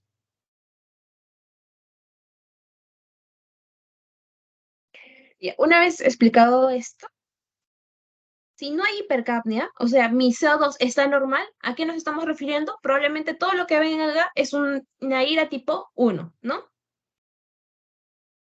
Si no está elevado, o sea, el CO2, estamos frente a una ira tipo 1, como ya les había explicado en la parte de acá, ¿sí? Ya. Y si mi gradiente alveolo arterial está normal, o sea, bueno, no está normal, está incrementada, ¿ya? Está incrementada y sobre todo, tenemos que hacernos la pregunta, ¿corrige o no corrige con el CO2, con el O2, con el oxígeno, básicamente? Yo voy a tener acá dos, dos mecanismos fisiopatológicos adicionales. La alteración BQ, que es el segundo, y el tema de los chants, que es el tercero, ¿no? El chant no corrige con el oxígeno, por si acaso, ¿ya? Y acá tenemos el cuarto mecanismo fisiopatológico, que es atmósfera pobre en oxígeno, ¿no? Cuando la gradiente alveolar arterial está normal, ¿no? Pero sí, pero no hay hipercapnia, es porque también puede haber una alteración a nivel atmosférico, o sea, hay poco oxígeno. Y este es el cuarto mecanismo, o sea, disminución del FiO2, ¿ya? Y yo les había dicho que son 5. Entonces, acá va a entrar lo que es el trastorno de la difusión,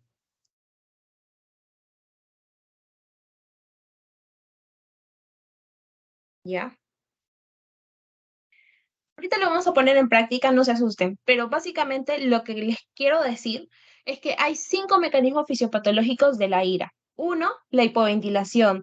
Dos, la alteración BQ, que es la más frecuente. La de tipo chant.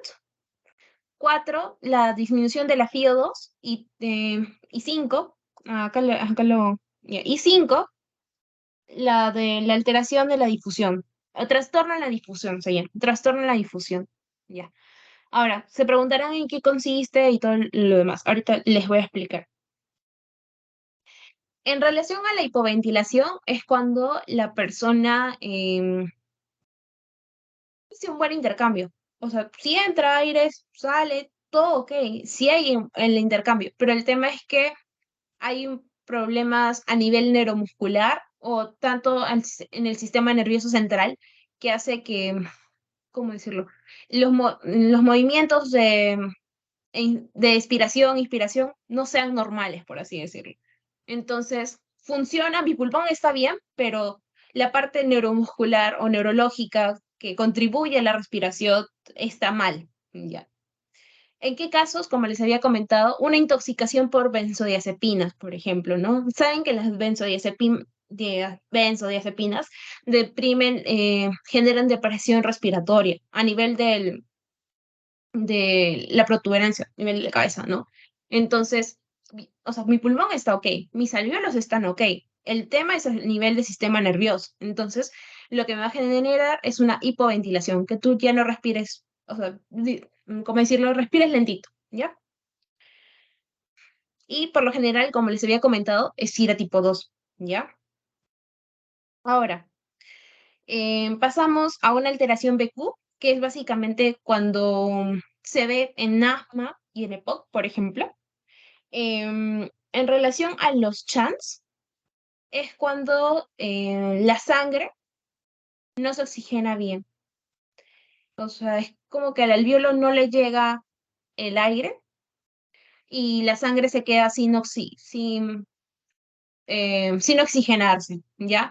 Eso se le conoce como shunt.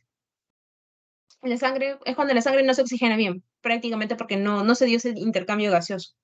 ¿En qué casos yo lo puedo ver? Cuando el alvéolo esté lleno de algún exudado o de algún exudado, un trasudado, ¿no? Y no se puede hacer el intercambio. A la cabeza, el mejor ejemplo, una neumonía. Ocupa el alvéolo y no se da el intercambio gaseoso.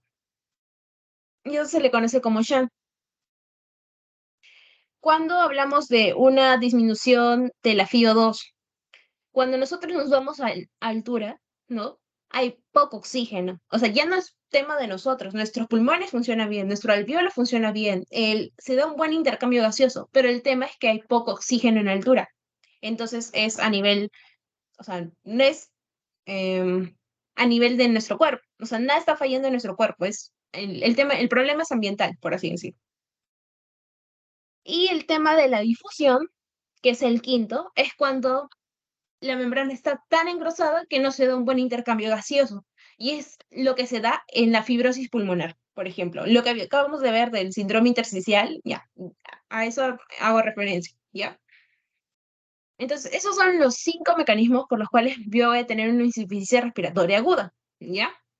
Acá les he puesto un ejemplito para que vean lo útil que es saber el PO2, el PCO2 y la gradiente, ¿ya? Y lo vamos a responder acorde al diagrama. Entonces, en este caso, ¿cómo está el oxígeno en primer lugar? Acá tenemos una hipoxia o una insuficiencia respiratoria como tal.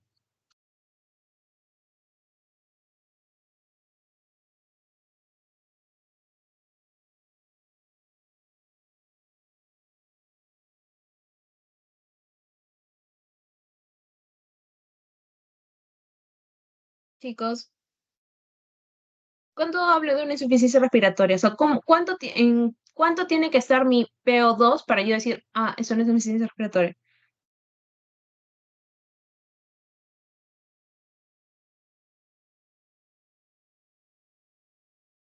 Menor de 60. Menor de 60. ¿Y cuándo digo que es una hipoxemia?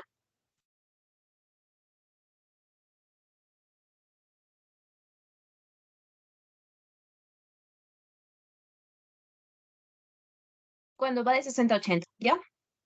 Ahora, según esto, tengo un PO2 de 46. ¿Es o no es una insuficiencia respiratoria? ¿Es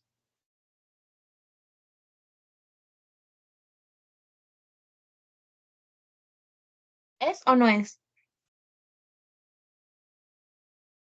Es una insuficiencia respiratoria. Una vez que ya nosotros planteamos es una insuficiencia respiratoria, ¿a qué vamos? Vemos el CO2.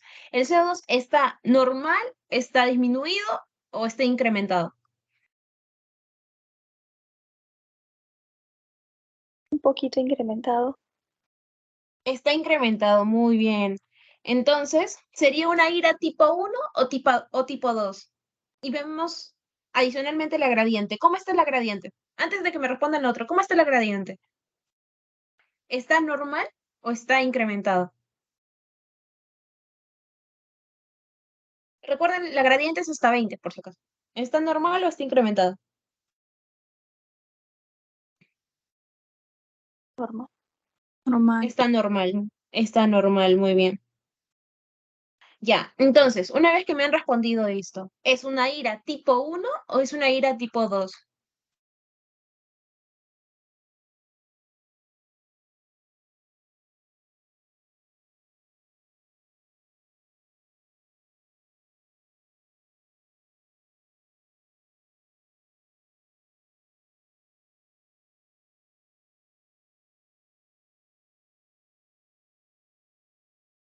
¿Tipo 2?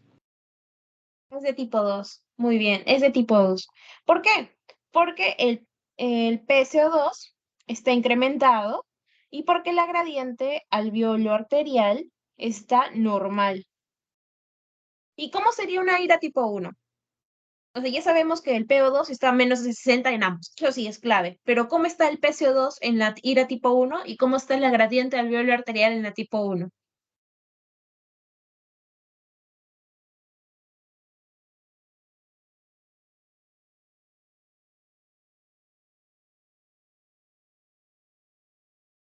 En la tipo 1 la gradiente está incrementada.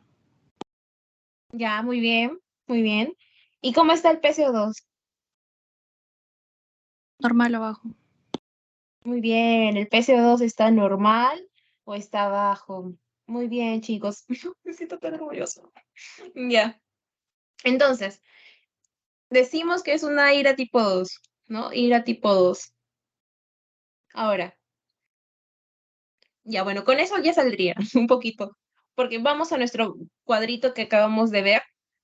¿Tiene insuficiencia respiratoria? Sí. O toxemia, bueno, acá estamos. ¿Tiene hipercapnia? Sí, el CO2 está incrementado. ¿Tiene gradiente alveolar arterial aumentada? Sí. Ah, no, no, no, no, no, no, no tiene el gradiente. Entonces, ¿a qué nos estamos refiriendo? A una hipoventilación pura. ¿Qué les había dicho de la hipoventilación? Probablemente hipoventilación, ¿no? Recuerden que ir a tipo uno va con hipoventilación, ¿ya? Hipoventilación. Más que nada problemas al sistema nervioso, ¿ya? Y no hemos leído el caso, si quieren, nos hemos ido de frente a los datos, pero vamos a leerlo. Te dice paciente 50 años, posoperado, inmediato, cirugía abdominal que fue exitosa, todo bajo los efectos de la anestesia, intubado, respira espontáneamente, se realiza un estudio de gases de control que informan lo siguiente. Entonces, este es un paciente posoperado, ¿ya? ¿Qué pasa en los pacientes posoperados? Generalmente le administran un cóctel de relajantes musculares, anestésicos y analgésicos, ¿ya? Entre todo este grupo de fármacos, ¿qué es lo que le dan? Le dan benzodiazepinas, le dan opioides como la morfina. Entonces, todos estos generan depresión del sistema nervioso central, o sea, ya del bulbo como tal. Ya no es a nivel del cuerpo, ya no, el problema no es ahí, porque funciona nuestro cuerpo, pero el tema es acá del sistema nervioso. Entonces, em, básicamente esa sería la causa. Entonces, sería una hipoventilación producto de fármacos, ¿ya? No le vamos a poner intoxicación porque nunca se intoxicó, va a ser por fármacos, ¿ya? Entonces, básicamente así es como funciona. Ahora, acá les he puesto el cuadrito O sea, lo que les he comentado acá en este cuadro, lo he puesto acá, ¿ya? Como les dije, o sea, hay más parámetros que generalmente le ponen acá, pero lo más importante para mí es la gradiente, que ustedes sepan cuánto la gradiente varía, si le doy o no le doy oxígeno. Espérate, eso de ahí y la presión arterial de CO2, nada más. Em, por ejemplo, en la FiO2 baja, cuando hay una disminución de la FiO2, como les dije, en alturas, por ejemplo, el CO2 va a estar o bien disminuido o bien va a estar normal, ¿no? El- la gradiente en este caso, como no es problema de nuestro cuerpo, va a estar normal, ¿ya? Acá no va a haber alteración de la gradiente. Y por ejemplo, si al pacientito le ponen oxígeno, sí va a haber una variación, si funciona el oxígeno, ¿no? ¿No? O sea, acá sí va a haber una repercusión positiva con el paciente. En la hipoventilación, cuando hay problemas a nivel del sistema nervioso, como les acabo de comentar, o sea, el ejemplo que acabo de mencionar, o por ejemplo, cuando hay problemas neuromusculares, como el Guillain-Barré, la ELA, ¿no? Em, Van a hacer que el CO2 esté incrementado, ¿ya? Y la gradiente, como no es problema del pulmón, va a estar normal, ¿ya? Va a estar normal. Y la hipoventilación sí va a corregir con oxígeno, ¿ya? Sí corrige con oxígeno. En el caso del desequilibrio BQ, por ejemplo en asma y EPOC, la gradiente sí va a estar aumentada porque sí hay problema en el mismo pulmón, ¿ya? Y acá sí corrige también con oxígeno. En el shunt también va a estar incrementada la gradiente, pero por ejemplo no corrige con oxígeno, ¿no? O sea, por más que tú le des oxígeno para que mejore, no va a hacer efecto, ¿ya? Y en relación de la alteración de la difusión, también, como es daño netamente del pulmón, sí va a estar incrementado la gradiente y sí funciona, sí va a tener una repercusión positiva el oxígeno, ¿ya? Y bueno, acá vemos que, en todos el CO2 va a estar disminuido normal y solamente la hipoventilación va a estar incrementado, ¿ya?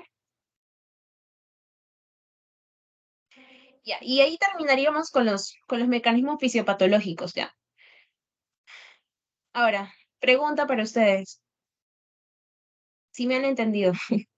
¿Cuáles son los 5 mecanismos fisiopatológicos de la ira, de la insuficiencia respiratoria aguda?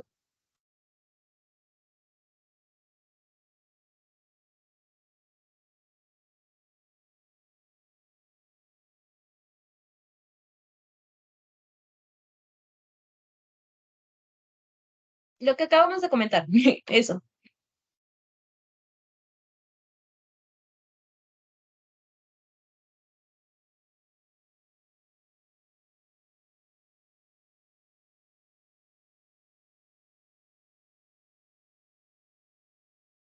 ¿Cuáles son los mecanismos, chicos? Para pasar a hablar de ya otras cositas.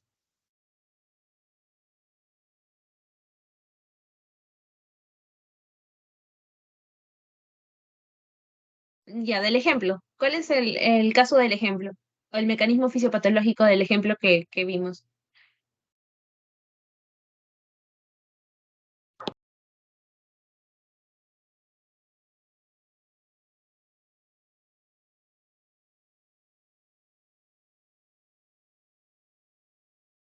Uno, la hipoventilación, ¿no?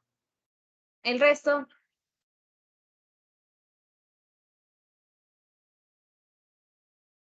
Hipercapnia. no escuché. Entonces Em, tenía ¿Ah? hipercapnia. Hipercapnia,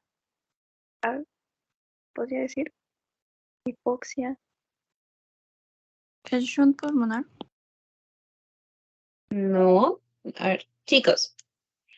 Estos son los 5 mecanismos fisiopatológicos. O sea, lo del cuadro de acá, que está feo, por así decirlo, lo he puesto en este cuadrito. Mecanismo fisiopatológico. Los 5 mecanismos fisiopatológicos de la ira. PO2 bajo. ¿En qué caso yo lo veo? En altura. En altura no hay oxígeno, ¿ya? Hipoventilación. Del caso clínico de acá, ¿ya? desequilibrio BQ, shunt y alteración de la difusión. Esos son los 5 mecanismos fisiopatológicos de la ira y es otra forma de clasificarlo. Tienes otra clasificación que es la de tipo 1 y tipo 2, ¿ya? Esa es una clasificación. Otra es la fisiopatológica y otra es la del tiempo, que es la de acá, aguda, crónica y crónica agudizada, ¿ya? Tengan eso en cuenta, ¿ya? Ya. Una vez explicado eso, porque necesito que queden claros, si no entienden, me avisan, ¿ya? Voy a pasar a hablar de esto de acá, ¿ya? Ustedes tienen que saber cuándo una disnea es probablemente de origen cardíaco y probablemente de enfermedad pulmonar. Y eso a veces solamente lo puedes sacar con la historia clínica y el examen físico, ¿ya? Una disnea de esfuerzo, ortopnea, o sea, que al momento de que esté echado el paciente tenga disnea, o solamente que le den las noches, o que va acompañado de un dolor torácico opresivo, me hace pensar que es una disnea de origen cardíaco. Y si sobre todo va acompañado de ingurgitación, derrame, edema, cardiomegalia, citis o edemas periféricos, ya estoy pensando que es cardíaco. En cambio, enfermedades pulmonares, disnea, tos con expectoración, con sibilancias, persona que tiene antecedente de tabaquismo, disnea de esfuerzo y de reposo también, ¿ya? Me hace pensar que es por enfermedad pulmonar, ¿ya?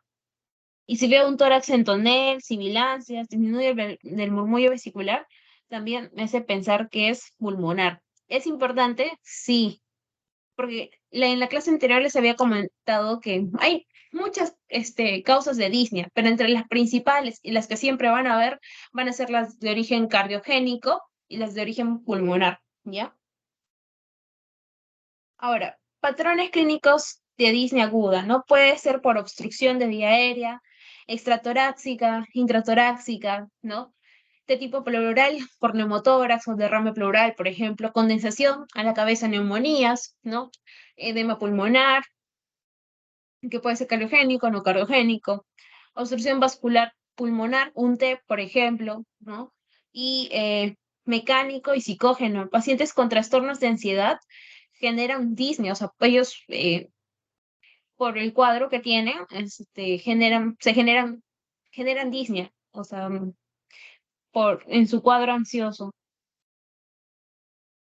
Acá tenemos otro cuadrito o sea, como que nos orienta más o menos en acorde cómo clasificaríamos la disnea, ¿no? Y recuerden, o sea, una insuficiencia respiratoria va acompañado con disnea.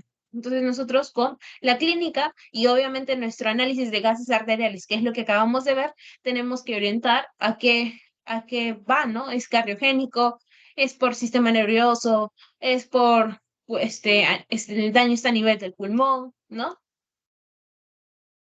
Entonces, también es importante que lo podamos, diferenciarlo. Ahora, si es en la pared torácica el daño, ¿no? Y es por un patrón mecánico, puede ser un bolot costal, que es básicamente un tórax inestable porque hay fracturas a nivel de las costillas, ¿no? Em, o a nivel respiratorio, el patrón pleural, que puede ser un neumotórax, atención, que ustedes ya saben cómo va a ser la clínica y el examen físico de un paciente con neumotórax. Em, de tipo obstructivo, ¿no? Que puede ser intratoráxico en un asma bronquial o extratoráxico cuando el paciente se aspira un cuerpo extraño, ¿no? Em, paciente con TEP, paciente que tiene un patrón obstructivo vascular pulmonar, como en caso de un TEP. Recuerden los antecedentes. En los casos clínicos, siempre te van a poner paciente que se anticoagula, paciente que viaja 5 horas en el bus de Cajamarca, o no sé, viaja 2 días en bus de Cajamarca a Lima, no sé. Paciente que tiene insuficiencia, ¿cómo es? Ay, se me fue el nombre, ya. Que toma anticonceptivos, ¿no? Paciente con una neoplasia, ¿no? Todos estos pacientitos, todos estos antecedentes son importantes porque favorecen a la producción de un TEP, ¿no? trombosis venosa profunda, ¿ya? Cuando las varices se complican, por así decirlo, em, me pueden llegar a formar trombos a nivel de las venas. Y esos fijo que si no se anticoagula, si no tiene un buen tratamiento, viaja y me produce un TEP, ¿ya? Em, el estar inmovilizado también es antecedente para TEP, ¿ya? ¿Qué más? ¿Qué más? En relación al patrón de edema pulmonar, puede ser de tipo cardiogénico o no cardiogénico. No cardiogénico, síndrome de distrés respiratoria del adulto y cardiogénico del edema agudo de pulmón. Recuerda que este pacientito va a tener disnea más, más ortopnia, más ingurgitación yugular, más edema en los maleolos. Siempre te van a poner, tiene una expectoración rosada, una expectoración mucosa rosada, ¿no? Entonces, que es clásico del edema agudo de pulmón, ¿ya? Entonces, eso básicamente sería el tema de la ira. Y ahora vamos a hablar acerca de la insuficiencia respiratoria crónica, ¿ya? Y ahí vamos a terminar. En relación a la insuficiencia respiratoria crónica, no hay una cantidad de meses o días y que digas, esta es crónica.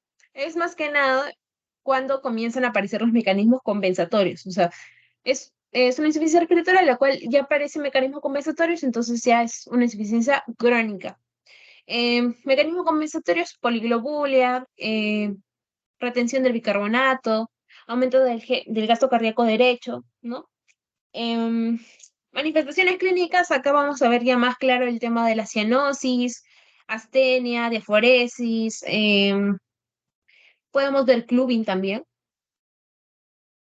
En el examen físico vamos a encontrar retrognatia, que es la mandíbula retrocede, o obesidad patológica, o alguna neumopatía obstructiva, o escoliosis, ¿no? O macroglosia. Ya, entre las causas de una insuficiencia respiratoria crónica, podemos tener, por ejemplo, las alteraciones neuromusculares, que estas son alteraciones que siempre van a estar, ¿ya? Em, no es algo, por lo general son crónicas, ¿no? Como una miastenia graves o una lesión medular, ¿no? El síndrome de Guillain-Barré, que ya queda, ¿no? O, por ejemplo, alteraciones mecánicas como la cifoescoliosis, o, por ejemplo, alteraciones de las vías aéreas, pero en fases avanzadas, como el asma, las bronquiectasias, ¿no? Todos estos me pueden llevar a una insuficiencia respiratoria ya de tipo crónica. Em, o respiración en grandes alturas, por ejemplo, ¿no? Y bueno, acá está lo que les he comentado, que me guío de la gradiente alveolo arterial, pero acá eh, no tiene mucho impacto, ¿no? O sea, más o menos para discernir de cuál es la causa, como en la ira, ¿no? Em, Básicamente sería eso, ¿no? ¿Está algo más? Am, y bueno, en estos pacientitos con insuficiencia respiratoria crónica, saber la causa, ¿no? Como ya les he puesto, acá hay toda una lista de posibles efectos. Generalmente de posibles razones por las cuales el paciente tendría una insuficiencia respiratoria crónica y guíense de la gradiente alveolar arterial. Probablemente le salga hipoventilación al igual como en la ira, ¿no? Y tienes que echarte a buscar las causas. Básicamente eso sería en relación a insuficiencia respiratoria crónica. Y acá les dejo algunas cositas, ya para que lo revisen. ¿Tienen alguna duda? Si no, para pasar y darles el post.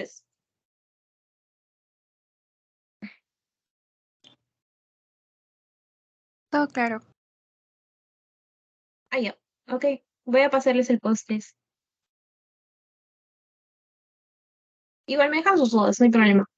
Ah, no sé,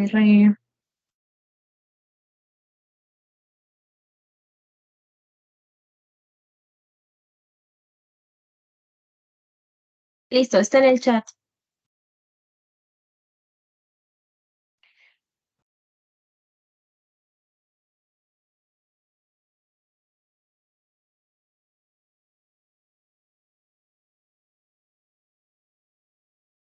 Voy a darles 6 minutitos hasta las 5 y ya resolvemos las preguntas juntos, ¿sí?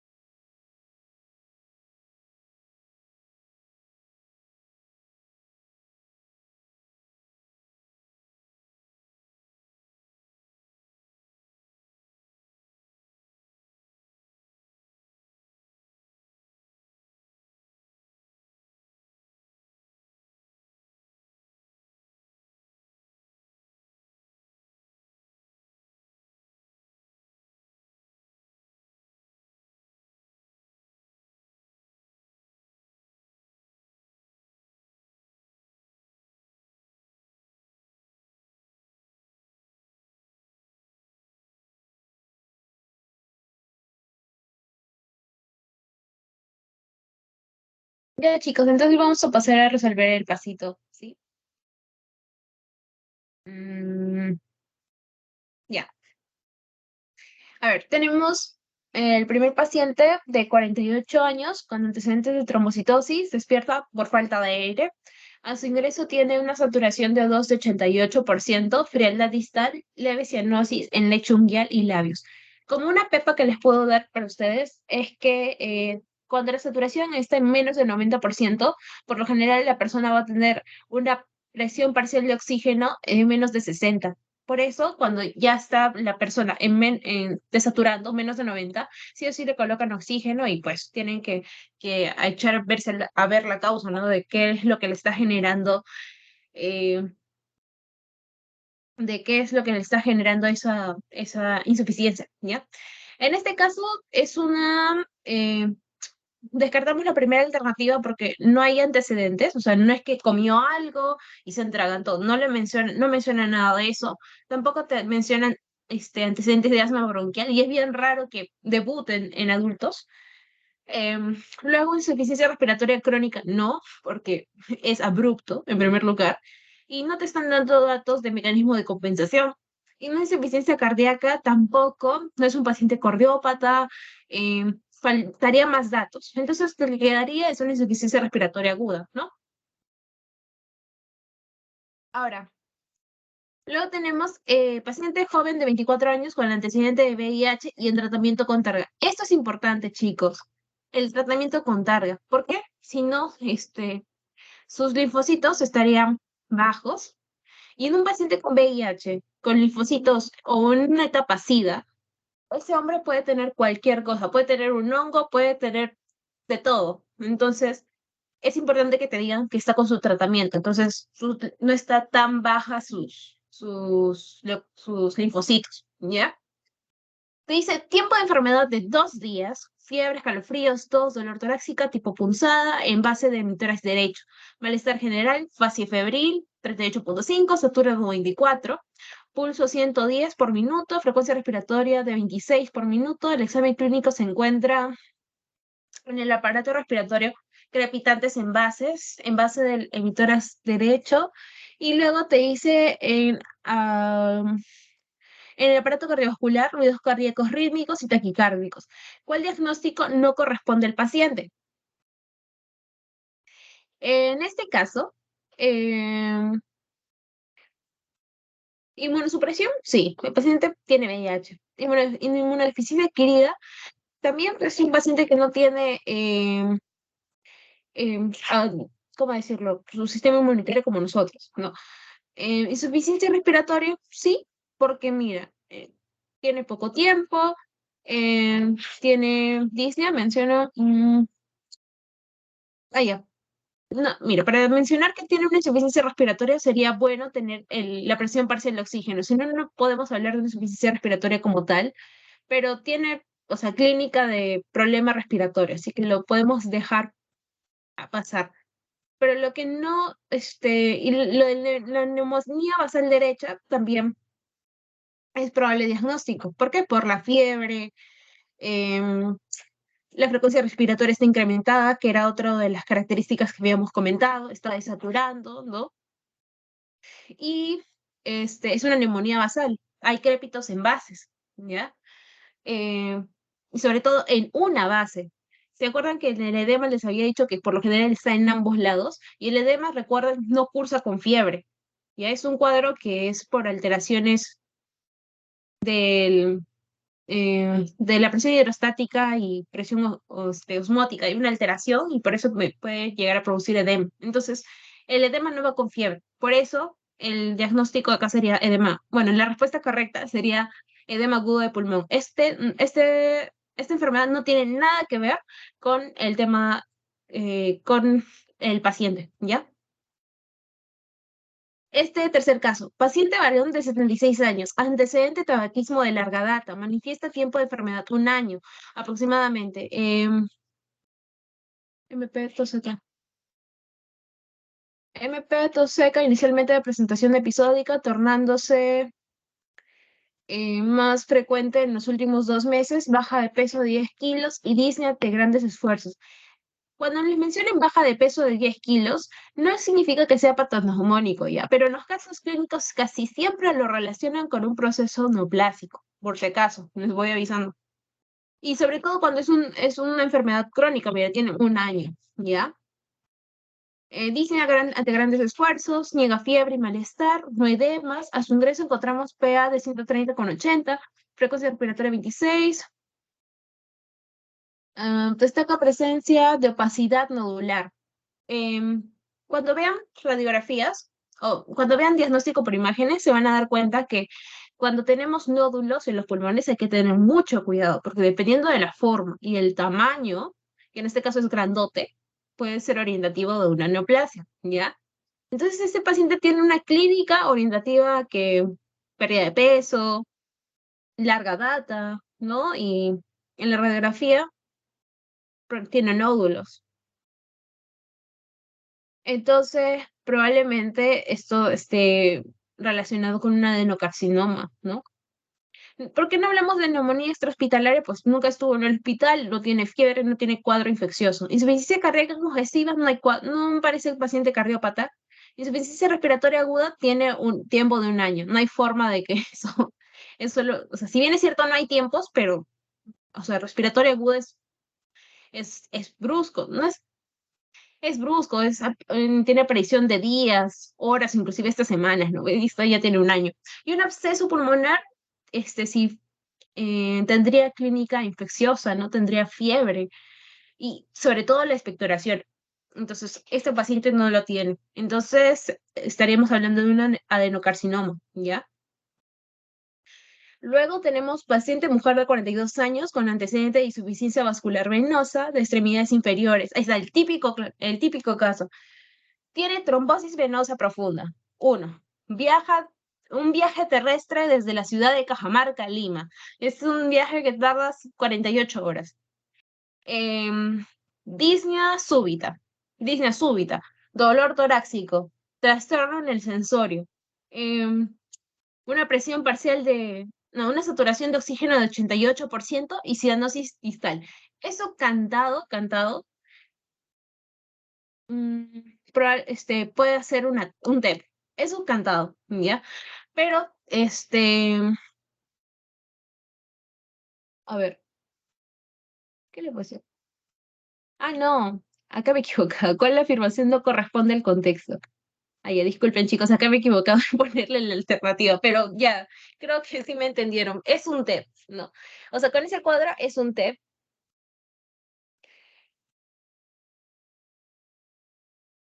Ya. Ahí acá ha habido un error, me he equivocado. Pero bueno, con la clínica podemos decir que sí es una insuficiencia respiratoria aguda, ¿sí? Porque es abrupto y tiene su saturación menor a 88. Como les dije, recuerden esto, paciente que satura menos de 90 probablemente tenga una presión parcial de oxígeno menos de 60. Así que si no te ponen la presión parcial de oxígeno, pero sí te están poniendo la saturación y es menos de 90, es una ira, ¿ya? Eso va a ser una ira. Entonces, sí tiene una ira, sí tiene su tromboembolismo. El infarto, em, podría ser dolor torácico, disnea súbita, no trastorno del sensorio. Esa clínica sí es de infarto realmente, pero con los antecedentes que tiene, como que se va alejando, ¿no? Pero puede formar parte de nuestro diagnóstico diferencial, ¿sí? Y insuficiencia respiratoria hipoxémica, bueno, en este caso no nos están dando el CO2, pero definitivamente la presión parcial de O2 está disminuida, ¿ya? Y acá lo que no iría es atragantamiento. En ningún momento menciona de que comió algo y esas cosas. Entonces, en teoría, esta sería la respuesta correcta, porque te dice la que no corresponde, ¿ya? Pero creo que sí me captaron los muchachos y sí pensaron en una entero, ¿ya? Ya, se los voy a hacer valer, no se preocupen.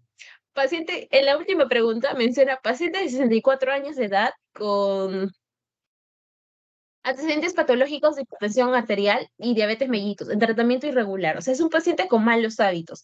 Hábitos nocivos, consume alcohol tiempo de enfermedad 2 semanas, fiebre alta, o sea, ya estamos sospechando de algo infeccioso. Es un cuadro no tan subagudo, podríamos decirle, no es tan brusco. Tiene sudoración nocturna, malestar general, tos con expectoración mucopurulenta y maloliente. O sea, con este cuadrito podría pensar en probablemente una TB, probablemente puede ser un absceso también, ¿no? Puede ser TB, puede ser absceso, ¿qué más puede ser? Esos dos. Luego te dice radiografía de pulmones, imagen nodular pero cavitada, en paredes engrosadas en el lóbulo inferior del pulmón derecho. La primera posibilidad diagnóstica, ¿cuál podría ser? Bueno, neumonía basal, no. Cervicobraquialgia complicada, tampoco. Tumoración maligna secundaria de pulmón, tumoración primaria del pulmón. Eso definitivamente no lo podríamos sacar con ese cuadro clínico en primer lugar. Entonces necesitaríamos, por ejemplo, un TAC o que te dijeran que, no sé, tenía un NM en otro sitio, ¿no? Pero no. Entonces me quedo con mi primer diagnóstico, que sería absceso pulmonar, ¿ya? ¿Tienen alguna duda, chicos? No creo que ya se fueron todos. Ya bueno, está todo claro. Los veo el siguiente domingo, ¿sí? Un gusto. Gracias, chao.